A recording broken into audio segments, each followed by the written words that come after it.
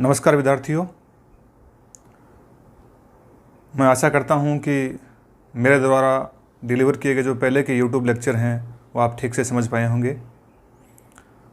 विश्व की विभिन्न राजनीतिक व्यवस्थाओं की जानकारी हम हासिल करने का प्रयास कर रहे हैं। विभिन्न प्रणालियों को हमने पढ़ा भी है, कुछ प्रणालियों को हमने टुकड़ों में पढ़ा है और कुछ को हमने एक साथ लंबे लेक्चर में पढ़ा है। इसी कड़ी में, इसी श्रृंखला में आज मैं फिर से उपस्थित हूँ आपके बीच एक नए टॉपिक के साथ। और आज का हमारा जो नया टॉपिक है वह है अमेरिकी संविधान, संयुक्त राज्य अमेरिका का संविधान।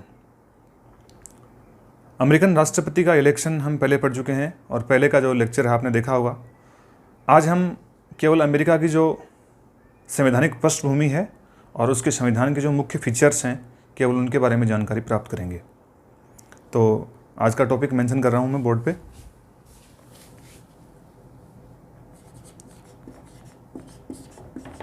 अमेरिकी संविधान की मुख्य विशेषताएं।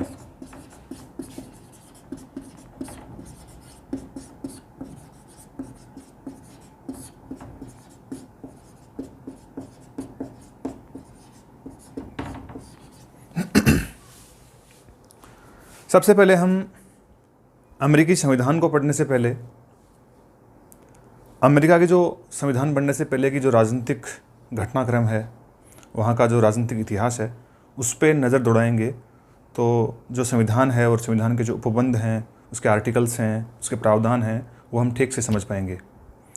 तो संविधान को हम शुरू करें उससे पहले हम ऐतिहासिक एक घटना आपने सुना होगा, अमेरिकी क्रांति। विशुद्ध रूप से विश्व इतिहास का एक टॉपिक है अमेरिकी क्रांति। तो हमें थोड़ा सा देखना है कि कैसे अमेरिकी क्रांति के साथ अमेरिकन जो संविधान है उसका संबंध स्थापित होता है। तो अमेरिकन जो क्रांति है उसका जो काल है वो 1765 से 1783 ये काल है। एक आपने और दूसरी महत्वपूर्ण ऐतिहासिक घटना के बारे में सुना होगा, वो सुना होगा अमेरिकी स्वतंत्रता संग्राम।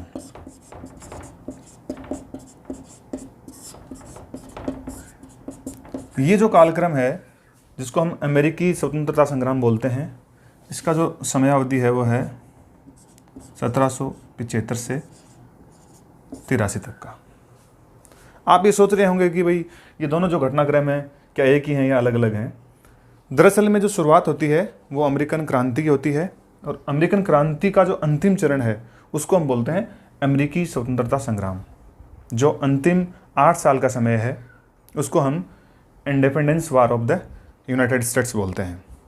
तो इन दोनों घटनाक्रमों में कोई बहुत अंतर भी नहीं है। एक जो मुख्य बात है वो ध्यान रखने वाली वो ये है कि जो ये कालक्रम था 1765 से लेकर 1783 तक, ये हिंसक घटनाक्रम इस काल में घटित नहीं हुआ था। कोई भी हिंसक घटनाएं, कोई हिंसक सम्मेलन, आंदोलन कुछ भी यहाँ पे नहीं हुआ है। और ये जो काल था दूसरे वाला अमेरिकी स्वतंत्रता संग्राम का काल, इसमें काफ़ी हिंसक घटनाएं घटित हुई थी। तो ये थोड़ा हिंसक रहा था, इसी को हम बोल सकते हैं। यही एक इनमें अंतर रहा है। अगर हम बात करें स्वतंत्रता की तो आपने डेट मेंशन करी है 4 जुलाई 1776। 4 जुलाई 1776 ये वो अवधि है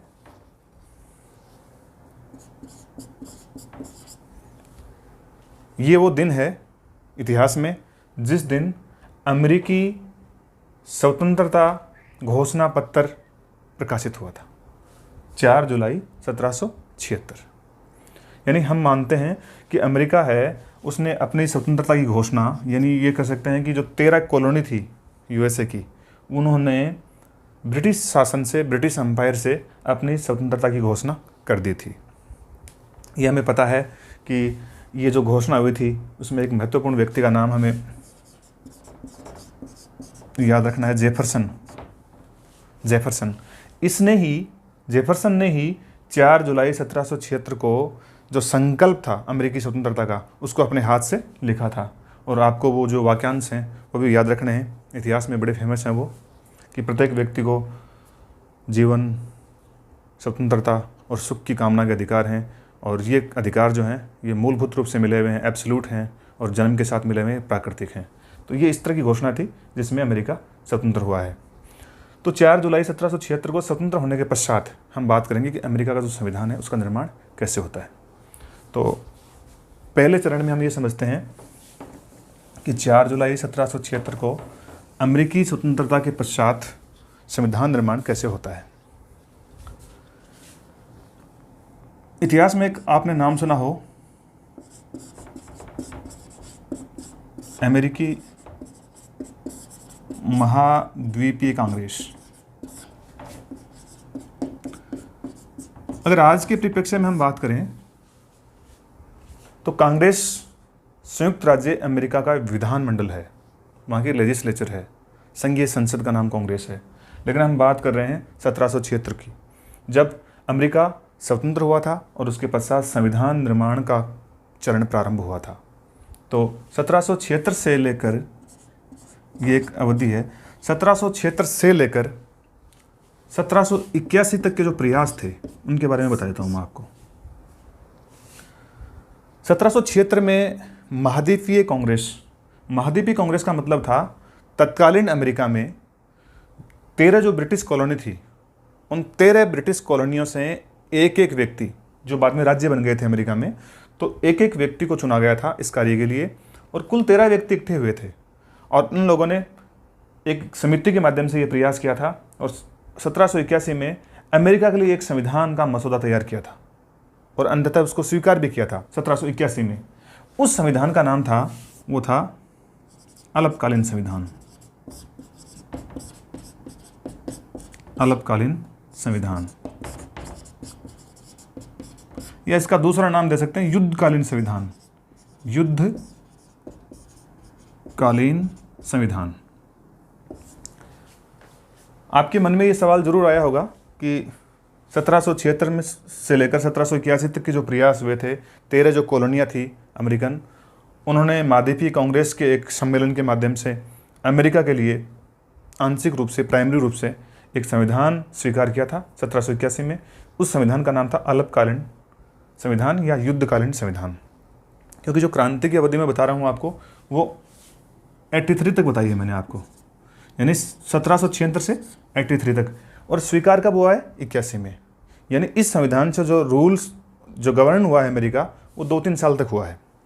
हमें देखना है कि ये संविधान क्या था और इसमें क्या प्रावधान किए गए थे। सबसे बड़ी बात है वो ये है कि ये संविधान जब बना था अमेरिका में, तो इसमें जो अमेरिकन संसद है, जिसको हम कांग्रेस बोलते हैं, वो एक सदनीय थी। उसमें केवल एक हाउस था, और उसका नाम भी कांग्रेस ही था उस समय, लेकिन ये एक सदनीय थी। इसमें 2 हाउसेज नहीं थे आज की तरह, जैसे आज सेनेट है और प्रतिनिधि सभा बनी हुई है, वैसे उसमें 2 नहीं थे, तो ये एक था। और इन 13 राज्यों ने, या हम ये कह सकते हैं कि 13 राज्यों के प्रतिनिधियों ने ये तय किया था कि जो प्रस्तावित संविधान है, जो 81 में लागू हुआ है, उस संविधान को हमें इस तरह से बनाना है कि जो स्वतंत्रता की हमारी जो लड़ाई थी और उसमें जो मूल्य और स्वतंत्रता हमने अर्जित की है, वो लंबे समय तक बनी रहे। कहीं ऐसा नहीं हो कि एक शक्तिशाली संघ बन जाए और एक शक्तिशाली सरकार बन जाए, एक शक्तिशाली एम्पायर खड़ा हो जाए, और फिर से वो जो व्यक्ति हैं अमेरिकन, उनके अधिकारों को समाप्त कर दे, कम कर दे या खत्म कर दे। तो हम ये कहेंगे कि इनका जो मंशा थी 1781 के संविधान की, वो थी एक ढीले ढाले संघ की, कि कोई भी सरकार है वो इतनी शक्तिशाली नहीं बन जाए, बल्कि जो राज्य थे उसमें 13 उस समय के, उन राज्यों को शक्तियाँ ठीक ठीक दी गई थी, आज के मुकाबले में कई गुना अधिक दी गई थी। यानी उस समय हम ये कह सकते हैं कि एक मजबूत अमेरिकी संघ की अवधारणा ने जन्म नहीं लिया था। लेकिन उसका परिणाम ये हुआ कि 2 साल के बाद में, 2-3 साल में ही जो राज्य बने हुए थे उस संविधान के अंतर्गत और युद्धरत थे ब्रिटिश एम्पायर के साथ, वो राज्य आपस में उलझते गए और उन्होंने संघीय संविधान को दरकिनार कर दिया। यानी संघीय जो संविधान बना हुआ था, और ये जो नामकरण है ना USA, United states of America, ये यहीं से निकल गया था 1776 से 81 के बीच में।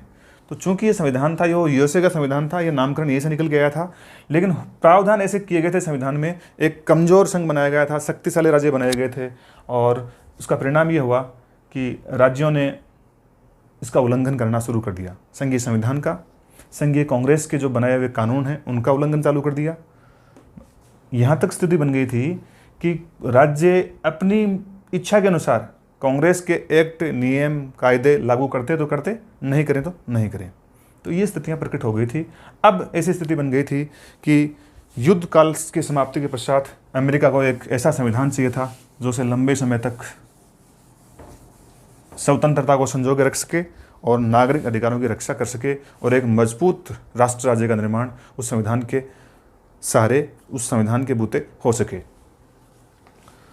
तो उसके बाद जो प्रयास शुरू होते हैं, उन प्रयासों की मैं अगर बात करूं तो आपने नाम सुना होगा फिलाडेल्फिया सम्मेलन। ये वर्तमान जो अमेरिकन संविधान है वो फिलाडेल्फिया सम्मेलन की उपज है। फिलाडेल्फिया एक सिटी है वहाँ पे जो आज के पेंसिल्वेनिया राज्य में स्थित है। तो फिलाडेल्फिया में जो सम्मेलन हुआ था, उस सम्मेलन में वर्तमान अमेरिकी संविधान अस्तित्व में आया है। अब हमें 2-3 चीज़ें और इसमें सीखनी है।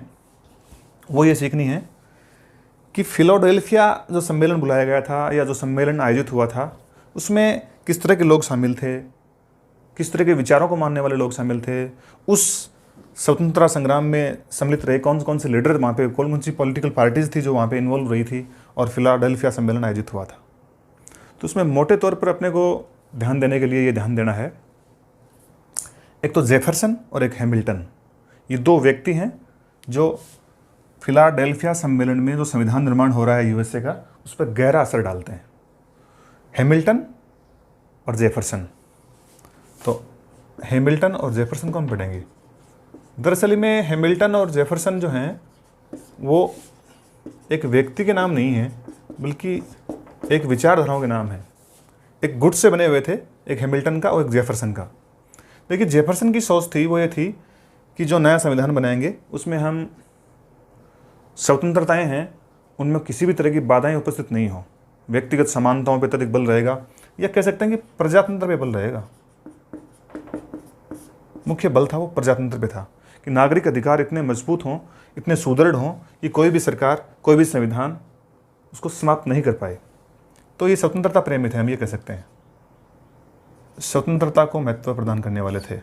और चूंकि आप स्वतंत्रता को महत्व प्रदान कर रहे हो तो इसमें यह बात निहित है कि आप ऐसे किसी संघ की या ऐसी कोई मजबूत सरकार की पैरवी नहीं करोगे जो नागरिक स्वतंत्रताओं को समाप्त कर दे। इसलिए हम ये कह सकते हैं कि जेफरसन एक मजबूत संघ, यानी संयुक्त राज्य अमेरिका के लिए मजबूत संघीय व्यवस्था की पैरवी करने वालों में से नहीं थे। दूसरी तरफ थे हैमिल्टन। हैमिल्टन थे, वो उनका मानना था, उनका विश्वास था कि प्रत्येक व्यक्ति में बुद्धि है, उसकी मात्रा नहीं होती है या कमोबेश कम होती है। कुछ वर्ग, शिक्षित वर्ग हैं या उच्च वर्ग जिसको हम बोल सकते हैं, वो ही योग्यताधारी होते हैं और वो ही सक्षम होते हैं नेतृत्व करने के लिए। तो सबको बराबर अधिकार देने की जरूरत नहीं है, बल्कि बुद्धिमान व्यक्तियों को या उच्च या संपत्तिशाली या सशक्त व्यक्तियों को ज़्यादा अधिकार देने की आवश्यकता है। और ये हैमिल्टन था, ये एक मजबूत संघ की पैरवी कर रहा था कि जो संघ सरकार जो बनेगी उसमें संघ है वो बिल्कुल मजबूत होना चाहिए, ताकि वो व्यापारियों, कारोबारियों, पूंजीपतियों, उनकी स्वतंत्रता की रक्षा कर सके। तो ये 2 विचार थे, दोनों विचारों का समावेश यहाँ पे होता है। अंतोतगत्वा फिलाडेल्फिया में जो सम्मेलन आयोजित हुआ है उसमें अमेरिकन संविधान है वो स्वीकार किया गया है। तो वो डेट आपको मेंशन करनी है, 17 सितंबर 1787। ये वो डेट है जब यहाँ पे इकट्ठे हुए जो प्रतिनिधि थे उन्होंने अमेरिकन संविधान को स्वीकार किया है, अंगीकार किया है, स्वीकृत किया है। यहाँ पे लागू नहीं हुआ है। अब फिलाडेल्फिया सम्मेलन की अगर हम बात करें, जॉर्ज वॉशिंगटन इस सम्मेलन के अध्यक्ष थे, जो अमेरिकन राष्ट्रपति बने फिर बाद में, वो अमेरिका के पहले राष्ट्रपति बने थे। तकरीबन 12 राज्यों से 55 प्रतिनिधियों ने भाग लिया था इस सम्मेलन में। 12 राज्यों से 55 प्रतिनिधि इस सम्मेलन में इकट्ठे हुए थे। मैं आपको बता चुका हूँ, अमेरिकी स्वतंत्रता और संविधान लागू होने के समय वहाँ पे जो कुल संख्या थी स्टेट्स की, जो आज हम जिनको स्टेट्स बोल रहे हैं, उस समय वो कॉलोनियाँ थी या हम उपनिवेश बोल सकते हैं, उनकी संख्या थी वो 13 थी। लेकिन 13 में से एक राज्य की हम बात करें, रोड आइलैंड, एक बड़ा अगर हम बात करें तो बहुत गहरा प्रश्न बनता है कि कौन से राज्य ने संविधान अंगीकार सम्मेलन में भाग नहीं लिया था, तो उसका आंसर आएगा रोड आइलैंड। रोड आइलैंड को छोड़कर ये 55 प्रतिनिधि सभी राज्यों से इकट्ठे हुए थे और उन्होंने ये संविधान था ये स्वीकार किया था। एक और इसमें इंपॉर्टेंट बात है, इस संविधान को स्वीकार करने का मतलब ये था कि आप पहले वाले संविधान को भूल नहीं सकते जो 1776 से 81 के बीच में बना है। दरअसल में ये 1776 से 81 के बीच में जो स्वीकृत संविधान था, जिसको हम युद्धकालीन संविधान बोल रहे थे, इसी का संशोधन है। इसमें संशोधन कर दिए गए हैं और आप मोटे तौर पर ये याद रख सकते हैं कि संशोधन करने के लिए जो योजना लाई गई थी उस योजना का नाम था वर्जीनिया योजना। तो एक जैसे हम ये भी कह सकते हैं, अगर भारत के संदर्भ में हम कहते हैं कि जो भारतीय संविधान सभा है वो कैबिनेट मिशन योजना का परिणाम थी, तो वैसे ही हम ये कह सकते हैं कि जो फिलाडेल्फिया सम्मेलन था जहाँ पे अमेरिकन संविधान बना है, वो वास्तव में वर्जीनिया योजना को फलीभूत करने के लिए थी। वर्जीनिया योजना क्या थी? देखो, दो प्रावधान थे इसमें किए गए थे, 1 और 2, ये आपको ध्यान रखने हैं। वर्जीनिया योजना में इस बात के लिए प्रस्तावित कुछ बातें रखी हुई थी, या इस बात के लिए वर्जीनिया योजना लाई गई थी कि एक तो जो अमेरिकन कांग्रेस थी युद्धकालीन संविधान में, वो केवल एक सदनीय थी, उसमें सदन था वो केवल एक था, कांग्रेस। अब यहाँ पे एक तो ये था कि अमेरिकन जो कांग्रेस है उसमें कितने सदन होंगे? 2। अब स्वाभाविक सी बात है, जब अमेरिकन कांग्रेस को या अमेरिकन जो पार्लियामेंट थी उसको द्विसदनीय बनाया गया है, तो इसका मतलब यह है कि दूसरे सदन में दूसरा सदन इसलिए लाया गया है ताकि वहाँ की जो राज्य हैं 13, उनको समान प्रतिनिधित्व दिया जा सके। तो द्विसदनीय किया जाएगा इसको। एक तो ये था इसका प्रावधान, एक था मजबूत संघ। वर्जीनिया योजना की ये मुख्य बात थी कि वो एक मजबूत संघ की स्थापना करना चाहते थे, और ऐसा ही हुआ। मजबूत संघ के साथ ही द्विसदनीय कांग्रेस को स्वीकार किया गया इस योजना में। और देखो, ये अगर हम देखें तो समझने वाली बात ये है कि ये अपने आप में जो युद्धकालीन संविधान था उसके 2-3 साल के अनुभव से ही हमने सीख लिया था कि बिना एक सशक्त केंद्र के हुए इनको गवर्न करना या एक मजबूत राष्ट्र राज्य की स्थापना करना नामुमकिन है, लगभग असंभव है। इसलिए जल्दी ही इन लोगों ने भांप लिया था और एक मजबूत संघ की स्थापना हो गई, और ये हम कह सकते हैं कि वर्जीनिया योजना थी वो स्वीकार कर ली गई इस फिलाडेल्फिया सम्मेलन में, और सितंबर 1787 में अमेरिकन संविधान को अंगीकार कर लिया गया। लेकिन ये वो डेट नहीं है जिसको हम ये कह सकते हैं कि इस दिन संविधान लागू हो गया था। लागू होने के लिए एक डेट अलग थी, वो थी 4 मार्च 1789। ये वो डेट है जिसको अमेरिकन संविधान लागू हुआ था, और वो अमेरिकन संविधान जो आज तक चला आ रहा है और जिसके मुख्य फीचर्स हम आज पढ़ेंगे। तो 4 मार्च 1789 को जो लागू संविधान था उसे हमें पढ़ना है, और उसी से अमेरिका आज गवर्न हो रहा है।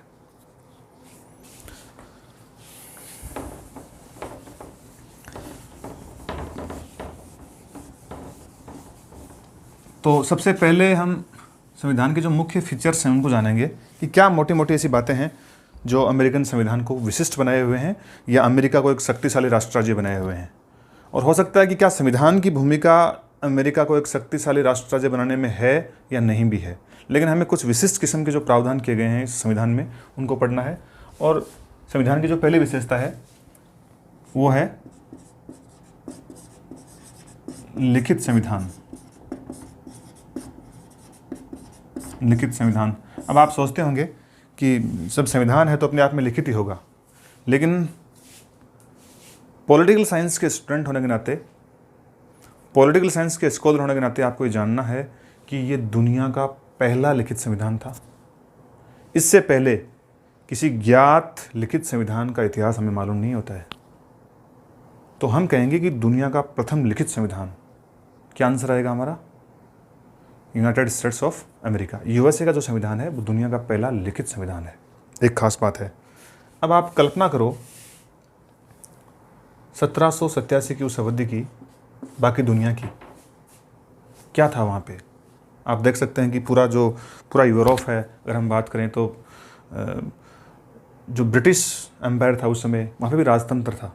इस समय तक पूरा का पूरा आज आधुनिक जो लोकतंत्र है, आधुनिक संसद जहाँ ब्रिटेन की है और जो प्रधानमंत्री बने हुए हैं, उनके पास जो शक्तियाँ आज हैं वो शक्तियाँ 1787 में नहीं थी।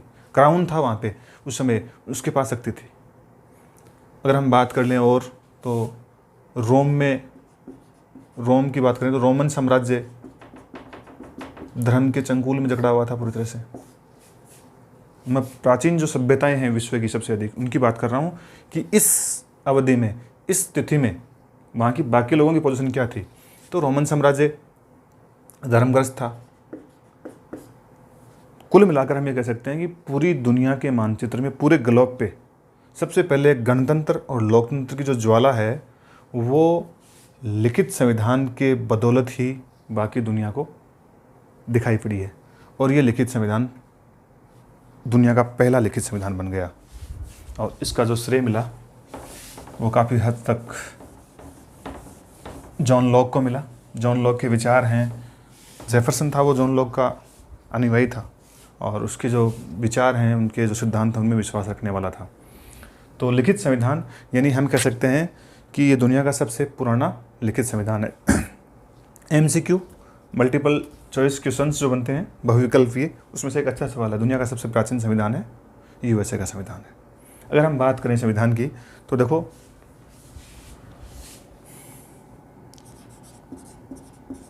केवल 7 अनुच्छेद, केवल 7 अनुच्छेद, केवल 12 पृष्ठों में लिखा हुआ है। केवल 7 अनुच्छेद हैं और 12 पृष्ठ हैं। और मैं कह सकता हूँ 7 अनुच्छेद और 12 पृष्ठों में लिखा हुआ जो संविधान है वो दुनिया का इतना शक्तिशाली और पहला लिखा हुआ संविधान है। अब आप सोचते होंगे कई बार कि कैसे 7 अनुच्छेदों से काम चला होगा, क्या 12 पृष्ठों में ऐसा लिख दिया है ताकि जिससे अमेरिका इतना मजबूत और एक शक्तिशाली राष्ट्र राज्य बन गया है। लेकिन दरअसल में फिलाडेल्फिया सम्मेलन के बाद जो बाहर संविधान आया था वो 12 पृष्ठों वाला था, उसमें केवल 7 अनुच्छेद थे। लेकिन ये जो लिखा हुआ 12 पृष्ठों का पुलिंदा है, इतना ही संविधान नहीं है, बल्कि अमेरिकी संविधान इससे कुछ अधिक है। कोई भी संविधान आप जानते हो कि न केवल वो लिखने के हिसाब से, बल्कि वो समय के अनुसार, समय की नज़ाकत को देखते हुए विकसित होता रहता है। अब हम बात करें इसके और हिस्से की कि संविधान का दूसरा हिस्सा कौन सा है। दूसरे हिस्से की बात करें हम तो 27 संशोधन। आज दिनांक तक इसमें कितने संशोधन हो गए हैं? 27 संशोधन हो गए हैं। 27 संशोधन कांग्रेस के एक्ट यानी वहाँ की जो विधायिका है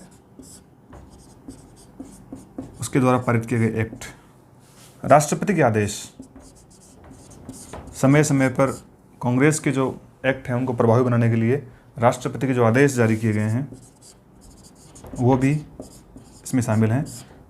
राष्ट्रपति के आदेश और न्यायिक निर्णय, राष्ट्रपति के आदेश और न्यायिक निर्णय, न्यायिक निर्णय। देखो ये हम कह सकते हैं कि ये सब का मिला जुला रूप है वो US कॉन्स्टिट्यूशन है, अमेरिकी संविधान है। वो केवल हम ये मान लें कि 7 अनुच्छेदों में 12 पृष्ठों में लिखी हुई एक पुस्तिका का नाम है, तो इतना ही नहीं है। इसमें और कौन सी चीज़ें समाहित हैं? वो समाहित चीज़ों में से हैं 27 संशोधन हैं, कांग्रेस के द्वारा पारित एक्ट हैं, राष्ट्रपति के द्वारा समय समय पर जारी किए गए आदेश हैं और न्यायिक निर्णय हैं, वहाँ के सुप्रीम कोर्ट के द्वारा जारी किए गए निर्णय। ये सब इसका हिस्सा हैं। दूसरी विशेषता को देखें हम तो हम कह सकते हैं कि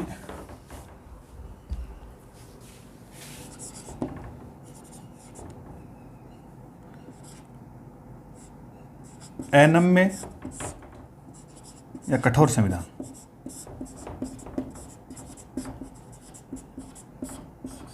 अनम्य या कठोर संविधान, अपने आप में ये बात अनम्य या कठोर पर्याय हैं एक दूसरे के, यानी हम कह सकते हैं कि लचीला नहीं है संविधान। कठोर का होने का मतलब यही है कि लचीला नहीं है। और कठोर और लचीला जो पारिभाषिक शब्दावलियां हैं वो इस बात से तय होती हैं कि उस संविधान में संशोधन करने की पद्धति कैसी है। उसी से हम ये तय करते हैं कि संविधान है वो कठोर है या नर्म है। ये हम ये कह सकते हैं कि सुनम्य है, आसानी से जिसको हम बदल देंगे वो सुनम्य है, और जिसको बदलने के लिए हमें काफ़ी मशक्क़त करनी पड़े, खूब सारे प्रावधानों से गुजरना पड़े, तो ऐसा संविधान है वो कठोर संविधान है। मैंने अभी आपको बताया था कि 1789 से लेकर आज तक केवल 27 संशोधन हुए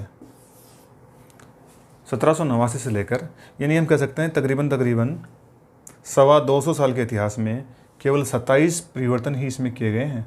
और जो 27 में से भी पहले 10 परिवर्तन हैं वो तो 1791 तक कर दिए गए थे।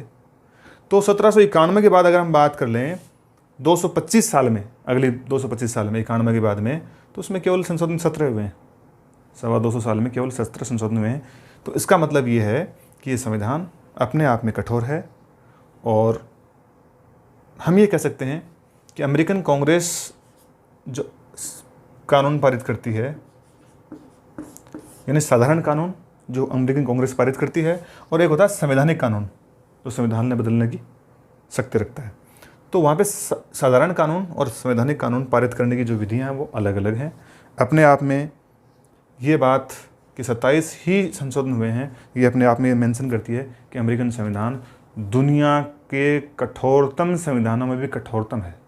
यानी जितने भी कठोर संविधानों की हम बात करें, अगर हम तुलनात्मक रूप से देखें, सापेक्षिक रूप से, तो हम भारत में ये पाते हैं कि भारत के संविधान को जब हम पढ़ते हैं तो ये पढ़ते हैं कि भाई इंडियन जो कॉन्स्टिट्यूशन है वो लचीले और कठोर का मिश्रण है। यानी कुछ जगह लचीला है, कुछ कठोर है। ऐसा यहाँ पे कुछ नहीं है। यहाँ पे पूरी तरह से हम ये कह सकते हैं कि कठोर संविधान है। और कठोर संविधान होने की देखो 2 वजह हैं, मैं आपके सामने स्पष्ट कर देता हूँ। इस संविधान को अमेंड करने के लिए, संशोधित करने के लिए जो प्रक्रियाएँ हैं वो हार्ड हैं, और 2 प्रक्रियाएँ हैं। नंबर 1, पहली प्रक्रिया जिसके माध्यम से अमेरिकन संविधान को संशोधित किया जाता है वो है ऐसी है,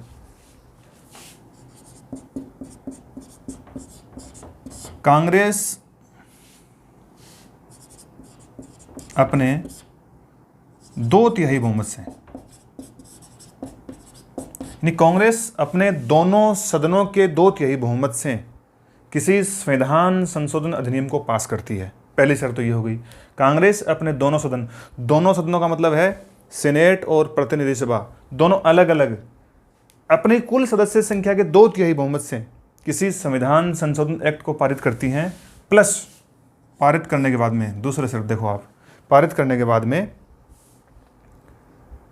वहाँ के जो राज्य विधानमंडल हैं, 50 राज्य हैं आपको पता है, तो 50 राज्यों के जो विधानमंडल हैं उसमें से 3/4 राज्य, 3/4 राज्यों के विधानमंडल।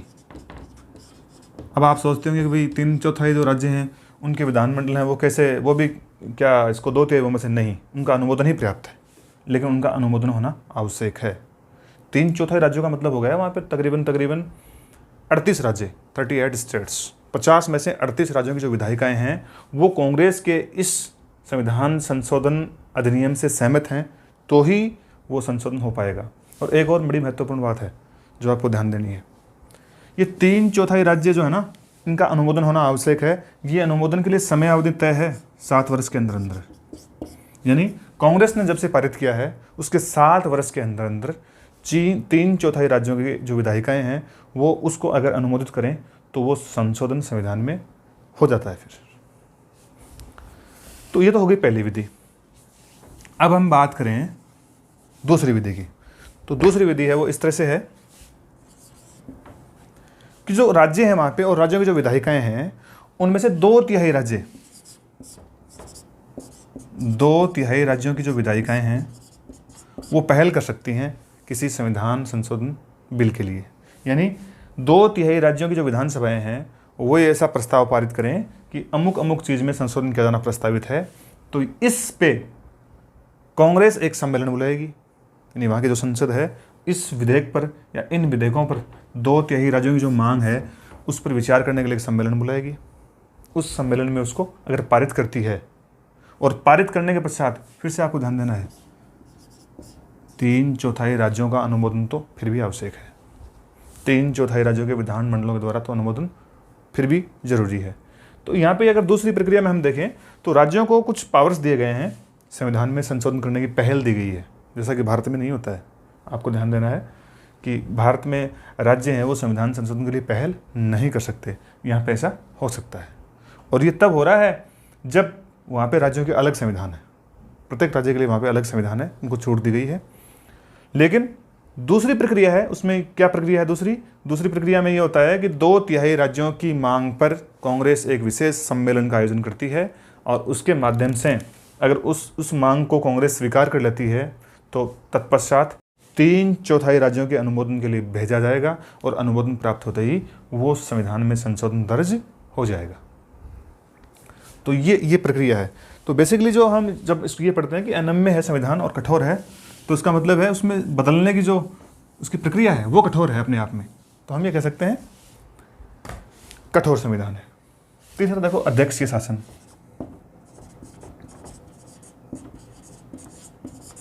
अध्यक्षीय शासन,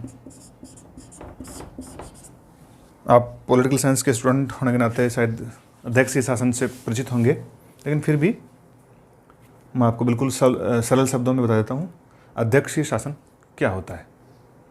देखिए, संसदात्मक शासन में 2 तरह की कार्यपालिकाएं काम करती हैं, नाम मात्र की और वास्तविक। ब्रिटेन संसदीय शासन का सबसे अच्छा उदाहरण है हमारे सामने। तो 2 कार्यपालिकाएं वहाँ पे हैं, एक नाम मात्र की है, वहाँ की महारानी या सम्राट, और दूसरी है वास्तविक कार्यपालिका। तो ब्रिटेन में जो वास्तविक कार्यपालिका है उसका चीफ है पीएम, प्राइम मिनिस्टर या मंत्रिमंडल। तो 2 तरह की हो गई वहाँ पे, यानी 2 हेड हो गए वहाँ पे। एक तो गवर्नमेंट का हेड हो गया जो पीएम है, प्रधानमंत्री है, और एक उस स्टेट का हेड हो गया जो वहाँ का महाराजा या महारानी है। अगर हम भारत की बात करें तो राष्ट्रपति है, वो हेड ऑफ द स्टेट है, और प्राइम मिनिस्टर है वो हेड ऑफ द गवर्नमेंट है। तो 2 तरह की कार्यपालिकाएं होगी। यद्यपि जो पहले वाली जो कार्यपालिका है वो नाममात्र की है, वहाँ पे ब्रिटेन में सम्राट या महारानी, और भारत में हम अगर बात करें राष्ट्रपति, लेकिन ये नाममात्र की कार्यपालिका है, लेकिन है कार्यपालिका। अध्यक्षीय शासन व्यवस्था की एक विशेषता होती है कि वहाँ पे इस तरह का अंतर नहीं पाया जाता है कि नाममात्र कार्यपालिका होगी फिर वास्तविक कार्यपालिका होगी, इस तरह का अंतर नहीं पाया जाता है। तो यूएसए में जो शासन प्रणाली है वो अध्यक्षीय है, और इसका कारण ये है कि वहाँ पे हेड ऑफ द स्टेट राष्ट्रपति है और हेड ऑफ द गवर्नमेंट भी राष्ट्रपति ही है। तो यहाँ पे संसदीय शासन को नहीं अपनाया गया है। अगर आपके मन में ऐसा कुछ ख्याल आता हो कि ऐसा क्या हुआ था कि वहाँ पे अध्यक्षीय शासन को अपनाया गया था, और विशुद्ध रूप से अध्यक्षीय शासन को अपनाने वाला यूएसए था, वो पहला देश था। तो अध्यक्षीय शासन इसलिए वहाँ पे आया, अगर आपके मन में विचार आ रहा हो, आप सोचते हो कि वहाँ पे ऐसे क्या हुआ कि गवर्न जो हो रहा था वहाँ पे, यानी जो उपनिवेश थे, ये कॉलोनियाँ थी अमेरिका की 13 कॉलोनियाँ, वो ब्रिटिश एम्पायर से रूल हो रही थी, लेकिन वहाँ पे अध्यक्षीय कैसे आ गया? तो उसका रीज़न ये था कि ब्रिटेन में क्या हो रहा था, ब्रिटेन में राजतंत्र था पहले। तो राजतंत्र के कारण क्या हुआ, वहाँ पे राजतंत्र के कारण जो शक्तियाँ थी संसद में वो धीरे धीरे चली गई। तो 2 तरह की कार्यपालिकाओं को या 2 तरह के व्यक्तित्वों को एक साथ जमाए रखना आवश्यक था। अमेरिका में ऐसा नहीं था, ये सीधा लोकतंत्र और गणतंत्र बना है। तो अध्यक्षीय शासन का मतलब हो गया, यहाँ पे जो मुख्य कार्यकारी है वो राष्ट्रपति है, यानी कार्यपालिका का जो हेड है वो भी राष्ट्रपति है, और गवर्नमेंट का हेड है वो भी राष्ट्रपति है, और राष्ट्रपति है वो संसद के निम्न सदन यानी कांग्रेस के निम्न सदन प्रतिनिधि सभा के प्रति उत्तरदायी नहीं है। मतलब संसदीय शासन की विशेषता होती है कि जो हेड ऑफ गवर्नमेंट है उसको संसद के निम्न सदन के प्रति उत्तरदायी रहना पड़ता है, अर्थात जब तक संसद के निम्न सदन में उसकी पार्टी को, उसके दल को बहुमत है तब तक वो सत्ता में रहेगा, अन्यथा नहीं रहेगा वो। लेकिन यहाँ पे ऐसा नहीं है। यहाँ पे राष्ट्रपति का कार्यकाल तय किया गया है 4 वर्षों का। विशेष परिस्थिति को अगर हम छोड़ दें, जब उस पर गंभीर भ्रष्टाचार, दुष्कर्म, संविधान का उल्लंघन, इस तरह के आरोप लगे हों और महाभियोग लगाया गया हो, इस तरह की अवधि को अगर हम छोड़ दें तो अमेरिकन राष्ट्रपति को 4 वर्ष से पहले उसके पद से हटाना नामुमकिन है। और अमेरिकन राष्ट्रपति के लिए भी जो वहाँ की संसद है, कांग्रेस है, उसका जो लोकप्रिय सदन है प्रतिनिधि सभा, उसको 2 वर्ष की अवधि से पहले भंग करना मुश्किल है। तो कहने का मतलब है, जब किसी राज्य में शासन के दोनों अंग, 2 अंगों में विशेष रूप से बात कर रहा हूँ, विधायिका और कार्यपालिका के इंटर रिलेशन हैं वो नहीं होते हैं, एक दूसरे पर परस्पर निर्भरता नहीं होती है, उनमें घनिष्ठ संबंध नहीं पाए जाते हैं, ऐसी शासन व्यवस्था होती है अध्यक्षीय शासन व्यवस्था। तो अमेरिका में जो शासन व्यवस्था को अपनाया गया है वो अध्यक्षीय शैली को अपनाया गया है। राष्ट्रपति है वो हेड ऑफ एग्जीक्यूटिव बॉडी, वहाँ की जो कार्यपालिका है उसका चीफ है। उसके जो मंत्री हैं वो संसद के प्रति उत्तरदायी नहीं होते हैं, वो केवल राष्ट्रपति के प्रति उत्तरदायी हैं। राष्ट्रपति जब किसी को चाहे मंत्री बना सकता है, जब किसी को चाहे हटा सकता है। उनका मंत्रिमंडल का सदस्य उसका संसद का सदस्य होना, पार्लियामेंट का सदस्य होना, कांग्रेस का सदस्य होना आवश्यक नहीं है। और राष्ट्रपति का जो चुनाव होता है उसमें संसद की या पार्लियामेंट की या कांग्रेस की कोई भूमिका नहीं होती है, इसके लिए अलग से निर्वाचक मंडल बनता है। तो इस तरह की जो विशिष्ट शासन व्यवस्था है उसका नाम है अध्यक्षीय शासन प्रणाली। तो ये अपने आप में एक विशेष स्थिति प्रदान करती है अमेरिका को। अध्यक्षीय शासन के पश्चात हम चौथी विशेषता के रूप में देखें तो संघीय शासन। संघीय शासन यूनाइटेड स्टेट्स ऑफ अमेरिका, यानी अमेरिका या राज्यों का संघ है। आपने पॉलिटिकल साइंस में जरूर ऐसा सुना होगा। कुछ विद्वान ये कहते हैं, और कहते क्या है, सच भी है, कि जो अमेरिका है वो अविनाशी राज्यों का अविनाशी संघ है। अविनाशी राज्यों का अविनाशी संघ, यानी जो अमेरिकन संघ बना है उस संघ का निर्माण संविधान से हुआ है। अब जो संघ बना है उस संघ को समाप्त करने की ताकत राज्यों के पास नहीं है। उन्होंने निर्माण तो कर दिया उसका, लेकिन वो अब उसको समाप्त नहीं कर सकते। और जो राज्य हैं जिन्होंने संघ का निर्माण किया है, चाहे संघीय संसद कांग्रेस हो, वो कितना भी दम लगा ले, किसी की राज्य की सीमाओं में, विधायिकाओं में, उसके संविधान में परिवर्तन नहीं कर सकती। तो इसलिए कहावत है, ये पॉलिटिकल साइंस की मशहूर कहावत है अमेरिकन राजनीतिक व्यवस्था या संघात्मक व्यवस्था के बारे में, कि अमेरिका है वो एक अविनाशी राज्यों का अविनाशी संघ है। हमें अब इस संघीय व्यवस्था शासन में ये पढ़ना है कि देखो संघीय शासन की कुछ विशेषताएं होती हैं जो अमेरिका में फॉलो हुई हैं या नहीं हुई हैं, अपने को मोटे तौर पर ये देखना है। देखो संघ की एक तो विशेषता यह होगी कि अधिकार हैं वो बंटे हुए होंगे राज्यों में और संघ में। तो संघ में और राज्यों में अलग अलग बंटे होंगे। अगर आप बंटने की बात करते हो ना संघ और राज्यों में अधिकारों की, तो आप ये समझिए अमेरिकन जो संघ है, अमेरिकन जो सेंट्रल गवर्नमेंट है जिसको हम बोल सकते हैं, या फेडरेशन गवर्नमेंट है, उसके पास सीमित शक्तियाँ हैं। केवल सीमित शक्तियाँ हैं, सीमित शक्तियाँ हैं, लेकिन विशिष्ट शक्तियाँ हैं। संघ के पास बहुत महत्वपूर्ण 4-5 शक्तियाँ छोड़ दी गई हैं। बात करूँ मैं रक्षा, विदेश, युद्ध,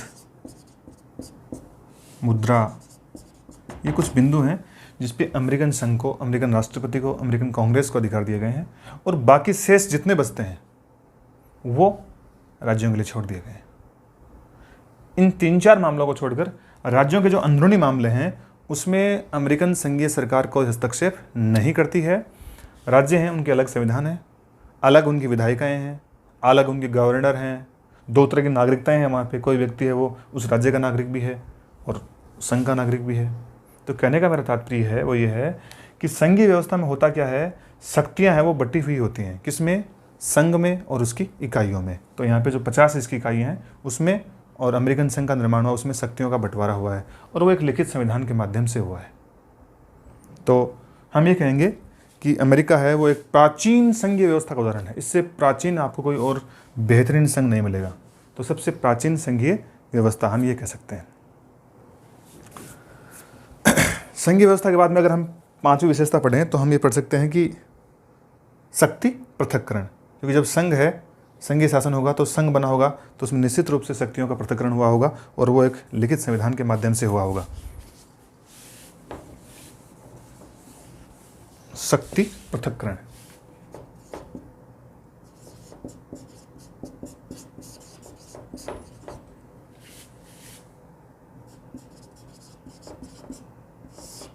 शक्ति पृथक्करण, या हम कह सकते हैं शक्ति विभाजन। शक्ति पृथक्करण अगले में ले लेंगे, हम पहले लेते हैं शक्ति विभाजन को। शक्ति विभाजन,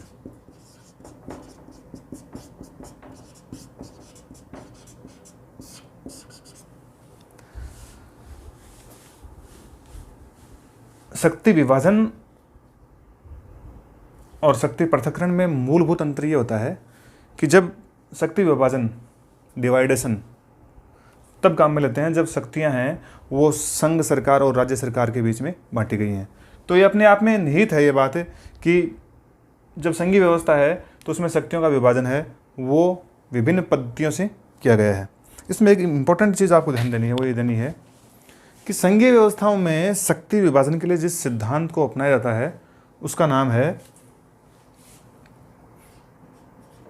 गणना और अवशेष। गणना और अवशेष, यानी गणना और अवशेष के साथ शक्ति विभाजन को अपनाया जाता है। कौन से देशों में? संघीय शासन व्यवस्था वाले देशों में। कैसे अपनाया जाएगा? देखो आप, गणना का मतलब होता है गिन लेना, काउंटेबल, इनकी गिनती हो सके, जो गणनीय हो। तो अमेरिका में मैंने आपको बताया कि अमेरिकन संघ के पास 1 2 3 4 कुछ लिमिटेड शक्तियां हैं जो गिन दी गई हैं कि भाई विदेश संबंधी हैं, युद्ध संबंधी हैं, आर्थिक हैं, मुद्रा संबंधी हैं, सेना संबंधी हैं, ये गिन दी गई हैं। और गणना के बाद में जो अवशेष बच गई वो किसको मिलती हैं? राज्यों को। वो शक्तियाँ राज्यों को दे दी जाती हैं। और यानी अवशिष्ट विषय हम जिसको बोल सकते हैं, गणना के बाद में जो बच गए वो सारे के सारे किसके पास जाएंगे? राज्यों के पास। तो संघीय शासन की विशेषता है शक्ति विभाजन। अब हम पढ़ेंगे शक्ति पृथक्करण।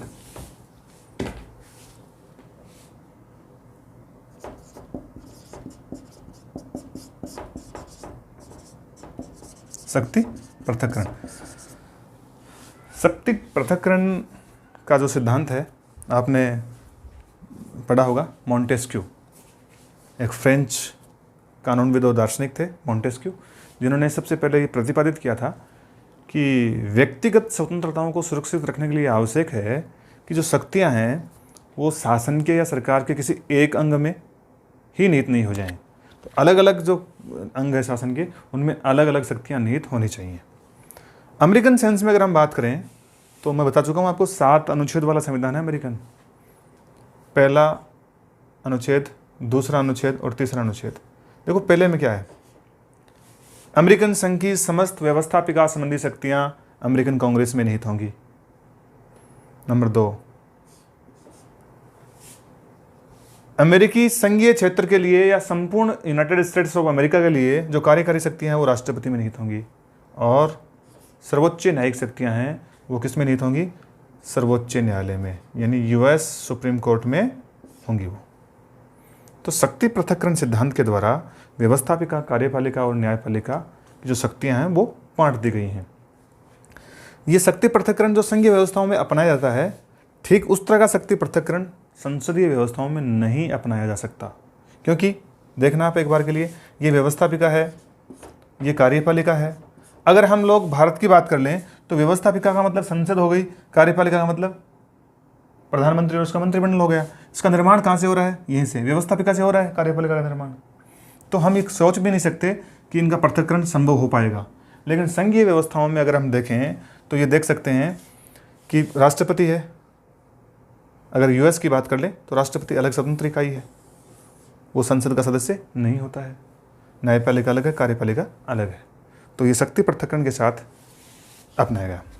जब हम शक्ति पृथक्करण को पढ़ रहे हैं तो उसके साथ ही हमें एक सिद्धांत को और पढ़ना है। नंबर 6, नियंत्रण और संतुलन। ये अमेरिकन कॉन्स्टिट्यूशन की एक नियंत्रण एवं संतुलन। देखिए, नियंत्रण और संतुलन है वो अमेरिकन संविधान का हिस्सा इसलिए बना, या अमेरिकन जो राजनीतिक परिपाटी है उसमें इसलिए पॉपुलर हुआ क्योंकि जब शक्ति पृथक्करण किया जाएगा तो पूर्ण रूपेण शक्ति पृथक्करण संभव नहीं है। अगर पूर्ण रूप से हम एब्सोल्यूट कर दें अलग अलग कि विधायिका का कार्यपालिका के साथ कोई संबंध ही नहीं होगा, कार्यपालिका का न्यायपालिका के साथ कोई संबंध ही नहीं होगा, तो फिर शासन व्यवस्था संचालित करने में बड़ी पेचीदगियाँ आती हैं। अतः सुविधा के लिए अमेरिका में शक्ति पृथक्करण को नियंत्रण एवं संतुलन के साथ अपनाया गया है। शक्ति बांटने के लिए जो फार्मूला काम में लिया गया है, जो सूत्र काम में लिया गया है, वो लिया गया है नियंत्रण एवं संतुलन। अब शक्ति विभाजन के दोष हैं वो इससे कम हो जाएंगे। प्रत्येक अंग का दूसरे अंग पे नियंत्रण भी रहेगा। हम पावर्स को अलग कर रहे हैं, व्यवस्थापिका, कार्यपालिका और न्यायपालिका के, लेकिन जब नियंत्रण और संतुलन सिद्धांत को अपनाएंगे तो उससे क्या होगा कि प्रत्येक अंग का दूसरे अंग पे नियंत्रण बना रहेगा। कैसे रहेगा देखो, मैं आपको एक एग्जाम्पल से बताता हूँ। अगर हम बात करें अमेरिका की, तो देखो अमेरिकन जो प्रतिनिधि सभा है या कांग्रेस है, प्रतिनिधि सभा या कांग्रेस को भंग करने की, समय से पहले भंग करने की शक्ति किसके पास नहीं है? राष्ट्रपति के पास नहीं है। वो अपना निर्धारित 2 साल का कार्यकाल पूरा करेगी, उसके बाद ही राष्ट्रपति उसको उसको भंग कर सकता है। यानी उसको भंग करने की ताकत किसके पास नहीं है? राष्ट्रपति के पास। यानी संप्रभु हो गए ना अपने आप में। वहाँ की कांग्रेस है वो अपने कार्य करने के लिए संप्रभु है, किसी दूसरे के लिए अपने जीवन काल के लिए निर्भर नहीं है कम से कम। इधर देखो, हम दूसरी बात देखें, राष्ट्रपति है। राष्ट्रपति कांग्रेस की मर्जी के बिना भी पद पे बना रह सकता है। हो सकता है कांग्रेस में राष्ट्रपति जिस पार्टी का है उस पार्टी को पूर्ण बहुमत नहीं है, लेकिन वो पद पे बना हुआ है। रेयर अगर हम बात कर लें, कुछ विशिष्ट मामलों में जब महाभियोग के द्वारा कांग्रेस राष्ट्रपति को पद से हटा सकती है, सामान्यतया राष्ट्रपति अपना पूरा 4 साल का कार्यकाल पूरा कर लेता है। अगर हम तीसरा और देखें, एक नियंत्रण, तो जो कार्यपालिका है अमेरिका में, कार्यपालिका है राष्ट्रपति। राष्ट्रपति क्या कर रहा है? राष्ट्रपति कार्यपालिका में राष्ट्रपति जो है वो सुप्रीम कोर्ट के जो सारे जज हैं अमेरिका में, सुप्रीम कोर्ट के जजेज, मुख्य न्यायाधीशों की नियुक्ति करता है। कौन? राष्ट्रपति। राष्ट्रपति नियुक्ति तो कर रहा है, लेकिन नियुक्ति में रोल जो है ना, भूमिका, वो किसकी है? कांग्रेस की भी है, क्योंकि कांग्रेस का एक उच्च सदन है सीनेट, और वो सीनेट राष्ट्रपति के द्वारा होने वाली नियुक्तियों का अनुमोदन करता है, तभी वो नियुक्तियां वैध रहती हैं। तो देखो, नियुक्ति तो कौन कर रहा है? राष्ट्रपति, लेकिन किसकी भूमिका से कर रहा है? कांग्रेस की भूमिका से। सीनेट का उससे सहमत होना आवश्यक है। और फिर देखो आप, जो सुप्रीम कोर्ट है, अगर वहाँ का सुप्रीम कोर्ट की बात करें, तो सुप्रीम कोर्ट क्या कर रहा है? सुप्रीम कोर्ट कांग्रेस के द्वारा बनाए गए कानून, राष्ट्रपति के द्वारा जारी किए गए आदेश की वैधानिकता की जांच कर सकता है। और सुप्रीम कोर्ट अगर वो जो जांच करेगा उन कानूनों की और ऑर्डर्स की, अगर वो संविधान के प्रतिकूल हैं तो उनको अतिक्रमित कर सकता है। अतिक्रमित करने का मतलब उनको शून्य कर सकता है, उनको अवैध घोषित कर सकता है, उनको समाप्त घोषित कर सकता है। तो देखिए अपने आप में जो शक्तियाँ किस तरह से टिकी हुई हैं। सुप्रीम कोर्ट के न्यायाधीश हैं, यानी कहने का मतलब है नियंत्रण भी बनाया गया है और संतुलन भी बनाया गया है। एक अंग दूसरे अंग पर नियंत्रण स्थापित कर रहा है, और संतुलन इस तरह का बनाया गया है कि कोई भी एक अंग अधिक शक्तिशाली नहीं बन जाए। तो नियंत्रण और संतुलन ये एक विशिष्ट विशेषता है जो अमेरिकन संविधान में आपको मिलेगी। अगर हम बात करें तो 7वीं विशेषता की, संविधान की सर्वोच्चता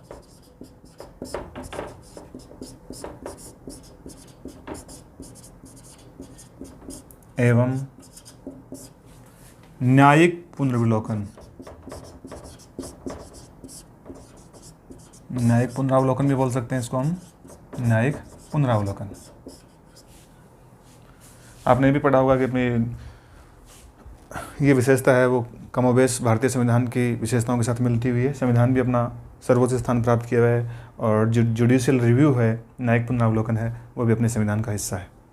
लेकिन अमेरिका में थोड़ा सा मामला विशिष्ट प्रकार का है जुडिशियल रिव्यू का, वो हमें ध्यान से देखना है। देखो एक बात तो यह है, पहले तो ये समझें न्यायिक पुनरावलोकन है क्या। तो न्यायिक पुनरावलोकन किसी भी देश के जो सबसे बड़े कोर्ट है उसके पास वो शक्ति है, उस शक्ति का प्रयोग करते हुए वो वहाँ की सबसे बड़ी जो कार्यकारी एजेंसी है, चाहे वो राष्ट्रपति है, प्रधानमंत्री है, उसके ऑर्डर्स की जांच कर सकता है कि वो संविधान के अनुकूल हैं या प्रतिकूल हैं, और प्रतिकूल हैं तो उनको शून्य घोषित कर सकता है।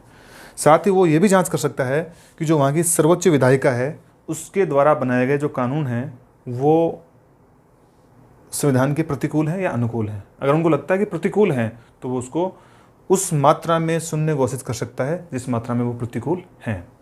तो किसी भी देश के सुप्रीम कोर्ट के पास इस तरह की जो शक्ति है उसका नाम है न्यायिक पुनरावलोकन, और न्यायिक पुनरावलोकन भारत में भी है।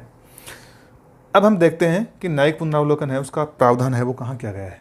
कि अमेरिकन संविधान में मूल रूप से जब हम बात करते हैं 1789 की संविधान जो लागू हुआ था उसमें न्यायिक पुनरावलोकन था या नहीं था, तो हमें ये समझ में आएगा।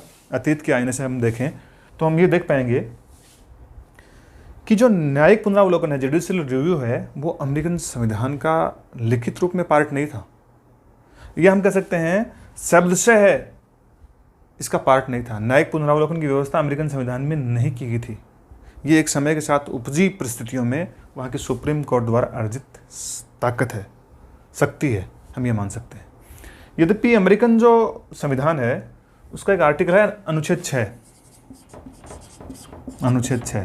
अनुच्छेद 6 में कुछ ऐसे प्रावधान मिलते हैं, उसकी जो भाषा है वो अप्रत्यक्ष रूप से ऐसे लगती है जैसे वहाँ पे न्यायिक पुनरावलोकन की स्थापना की गई हो।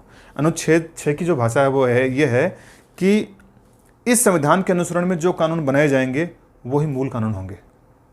यानी अनुच्छेद 6 कह रहा है कि जो यूएस संघ है और उसका जो संविधान है उसके अनुसरण में जो कानून बनाए जाएंगे वही अमेरिका के मूल कानून होंगे, यानी इसके अलावा उसके अनुसरण में नहीं होंगे, उनको शून्य घोषित कर सकते हैं।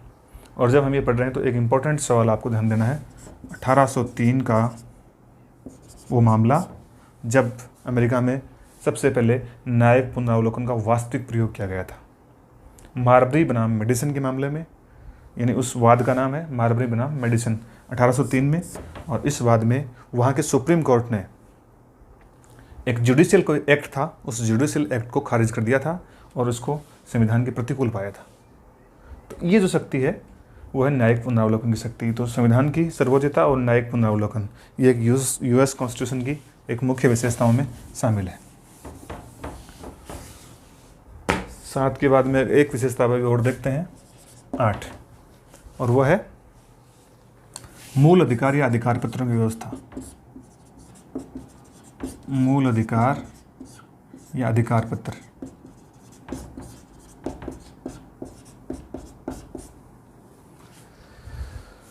भारतीय जो व्यवस्था है और भारतीय संविधान है उसमें जो मूल अधिकारों की कल्पना है वो हमारे लिए, हम इस मामले में कह सकते हैं कि हम अमेरिकन संविधान की ऋणी हैं। हमने मूल अधिकारों का जो कंसेप्ट है वो वहीं से ग्रहण किया है।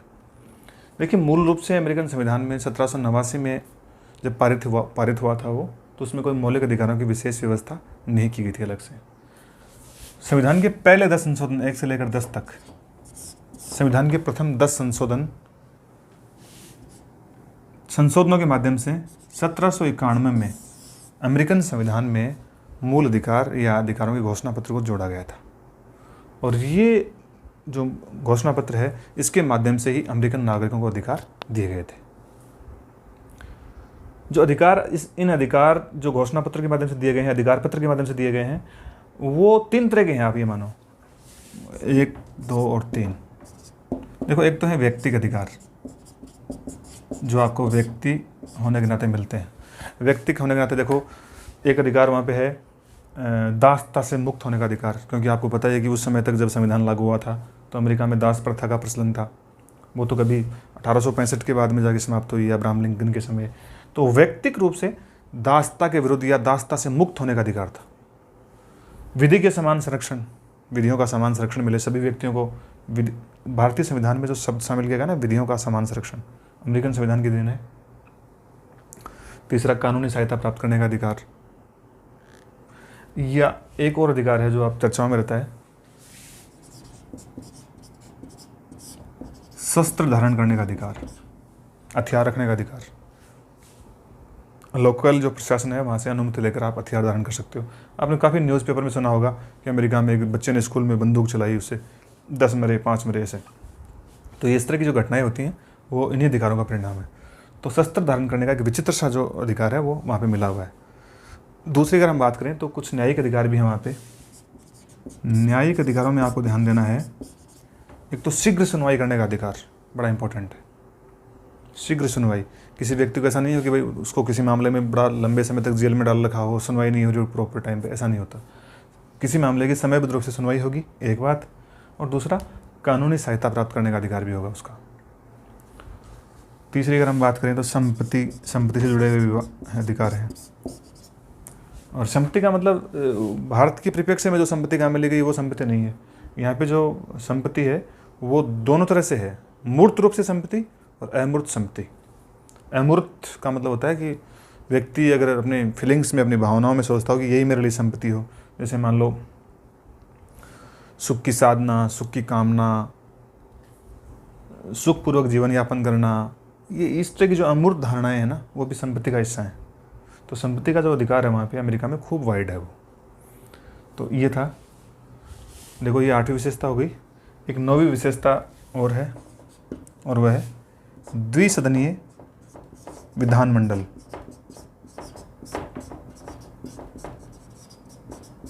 यानी वहाँ की जो विधायिका है उसके 2 सदन हैं।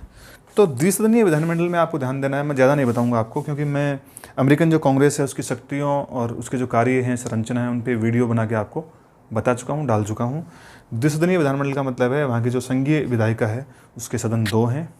निश्चित सी बात है, सदन जब 2 हैं तो एक सदन है जो ऊपरी सदन है वो राज्यों का प्रतिनिधित्व करने वाला होगा, इसलिए तो दूसरा बनाया हुआ। तो वहाँ पे सीनेट बनी हुई है, प्रत्येक राज्य से 2 व्यक्ति लेके 100 व्यक्ति सीनेट में डाले गए हैं। विधानमंडल द्विसदनीय, इस पे ज़्यादा बताने की आपको आवश्यकता नहीं है। अब मैं आप समझता हूँ कि मोटी मोटी जो विशेषताएं हैं, मुख्य तौर पर जो परीक्षाओं में पूछी जाने वाली हैं, वो मैं आपको मेंशन कर चुका हूँ। और मैं आशा करता हूँ कि आप इस लेक्चर से पूर्णतः लाभान्वित होंगे और ठीक से आप समझ पाए होंगे। धन्यवाद।